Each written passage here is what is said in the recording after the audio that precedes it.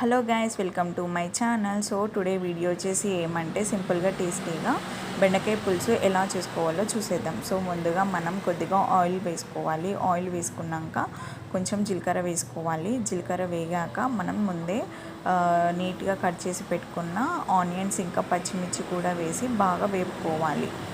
So ఈ టైంలో మనం సాల్ట్ వేయడం వల్ల ఆనియన్స్ ఇంకా పచ్చిమిర్చి ఫాస్ట్గా వేగుతాయి అన్నమాట. సో సాల్ట్ కూడా వేసాక మనం దీంట్లోకి, ఇది పులుసు కూర కాబట్టి మనం జీలకర్ర మెంతుల పొడి కంపల్సరీ మ్యాండేటరీగా వేస్తామన్నమాట. జీలకర్ర ఇంకా మెంతులు వేయించుకొని మిక్సీ పట్టేసి వేసుకోవాలి, తగినంత వేసుకోవాలి. సో జీలకర్ర మెంతుల పొడి వేసుకున్నాక బాగా మిక్స్ చేసుకోవాలి. మిక్స్ చేసుకున్నాక ఇప్పుడు మనం తగినంత పసుపు వేసుకోవాలి. సో దీంట్లో అల్లం వెల్లుల్లి పేస్ట్ అంటూ వేయొద్దన్నమాట, ఎందుకంటే ఇది పులుసు కర్రీ కాబట్టి. సో ఇప్పుడు పసుపు కూడా వేసాం కదా, బాగా మిక్స్ చేసుకున్నాక మనం ముందే కట్ చేసి పెట్టుకున్న బెండకాయలను కూడా వేసేయాలి. అలా వేసేసి బాగా మిక్స్ చేసుకోవాలి. ప్రతిదీ కూడా ఆయిల్ అంతా కూడా ప్రతి ఒక్క బెండకాయకి ఫ్రై లాగా కలుపుకోవాలన్నమాట. సో అలా నేను చూపించినట్టుగా బాగా మిక్స్ చేసేసుకొని మనం మూత పెట్టేసుకోవాలి. అలా మూత పెట్టేసి ఆయిల్ కొద్దిగా పైకి వచ్చేంతవరకు మనం ఫ్రై చేసుకోవాలన్నమాట, ఎందుకంటే ఇది బెండకాయ కాబట్టి జిగురుగా ఉండడానికి. సో అలా 2 to 3 టైమ్స్ మిక్స్ చేస్తూ ఉండాలి. సో ఇలా మిక్స్ చేయడం వల్ల కింద కర్రీ అనేది మాడదన్నమాట. సో నేను ఇలా 2 to 3 టైమ్స్ ఇదే స్టెప్ రిపీట్ చేస్తున్నాను.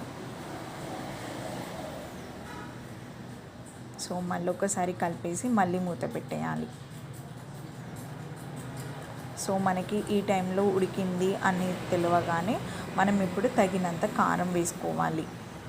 సో మాకు తగినంత మేము వేసుకున్నాం, మీకు తగినంత మీరు వేసుకోండి.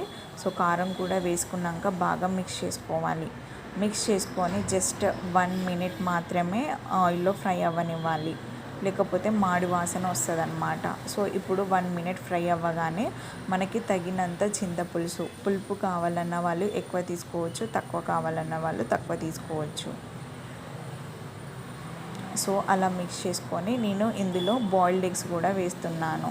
సో బాయిల్డ్ ఎగ్స్ దీంట్లో చాలా బాగుంటాయి. సో అందుకనే నేను 8 eggs తీసుకొని అలా అన్నీ కూడా కాట్లు పెట్టేసి అందులో వేసాను.